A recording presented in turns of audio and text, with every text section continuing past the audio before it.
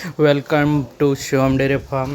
Shivam dairy फार्ममध्ये आज बंकरमधून fodder manager आमचे अमीरभाई सायलेज काढताना मोजमापानुसार सायलेजची क्वालिटी आपण पाहू शकता. ते पावड्यान निघत नसल्यामुळे त्याला टिकमने काढावे लागते.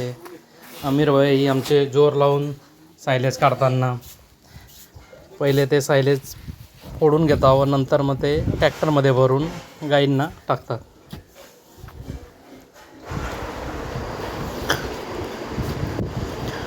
प्रति गाय 20 किलोप्रमाणे सायलेज देत असतो. सायलेज बारीक जोडूनच एकदम क्रश पद्धतीने कुट्टी करण्यात आली आहे त्याची.